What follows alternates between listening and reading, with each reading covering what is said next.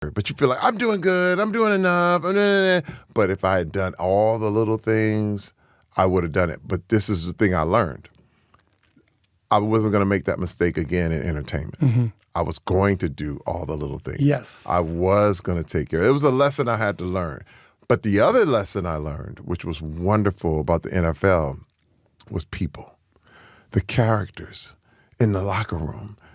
I mean, when people see white chicks, I based that on real people that I knew in the NFL locker room. He was an athlete, but he was a basketball player. But LATREL was based on real people. Was this guy called LATREL too? Yeah, no, he wasn't called LATREL. But I'm not going to say his name. You know who he was. But I knew. I said, "Oh, this is this guy." He'd be like, "Excuse me, my beautiful black sister. Could you pass this number to that white girl right behind you, please?" And it was like, "What in the world, this dude?" He's like, "Ooh, look at that right there. That's a snow bunny, boy." And wait. I knew guys, they were like, they wanted the blonde, blue-eyed, and he's darker than me, but he was like, oh. And I said, this is the guy.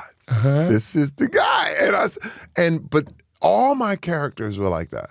It was somebody in the locker room that I could really pin into, even when I did Friday After Next with Ice Cube, and I did even Expendables, there were characters and people that I could channel. And it taught me how to act because it's so full of personality. Yeah, it's like 90 people in every team. Dude, that's what I'm saying. It's just all these, you had just preachers, you had killers, we had gangsters, we had and everything in between.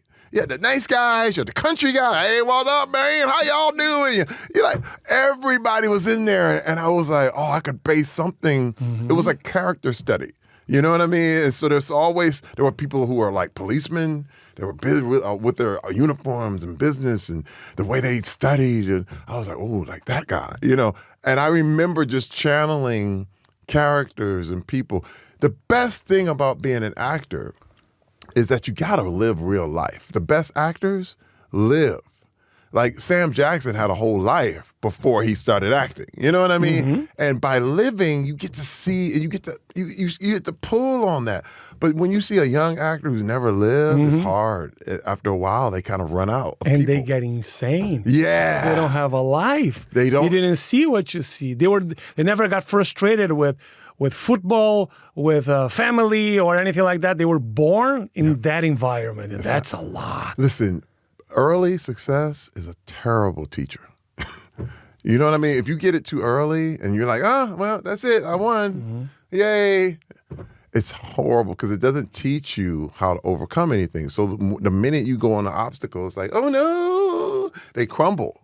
You know what I mean? And that's the thing. It's like, I'm really glad when I look back, because at the time you don't understand. You're just like, why? But now I'm at the age where I can look back and be thankful for the obstacles because it made me who I am, you know? And I faced a lot of obstacles, some things I didn't think I was ever going to come back from. A lot of things. I thought, we were talking even earlier where you're like, I don't think this is it. I think I'm not going to make it. Listen, I'll never forget, you know, I went public about what William Morris, this agent who was my agent, he was the head of the motion picture department. He was Sly's agent, Eddie Murphy's agent, the whole thing.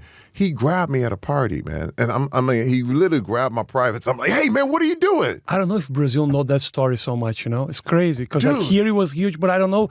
I opened for questions. Nobody talked about this. So I was like, that was big. That was the thing. It was the pinnacle. It was the moment when I was like, that's it. Sorry, I interrupt you. The guy grabbed No, he grabbed me. He grabbed me and he grabbed me. He's high or drunk or whatever. And I'm like, get off me, man.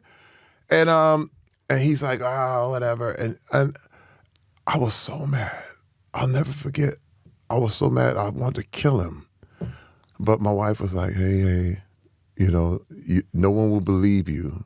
If you knock this guy out, what is everybody going to say? They're going to say, they're not going to believe you that he grabbed you and did something weird. I was like, I know. And then when Me Too happened and everyone was going out against Weinstein, I remember thinking like, that happened to me. And I didn't kill the guy. And they were like, and everybody was dogging these women out. They were like, oh yeah, you did it because you just wanted to be famous. You know, and that's the price of fame, is that, you know, you probably slept with them, and then they would call them sluts, they would call them whores. And I said, hey, man, I'm not a slut. I'm not a whore. That happened to me. And I said, man, that's not right. And I remember just tweeting about it. And I put these tweets out and it just said, hey, man, that happened to me, man. Like, this is what happened. I wanted to kill the guy, but I didn't. And I said, but I have to join in and say, you guys are mischaracterizing these women and you're acting like they asked for it. And they didn't.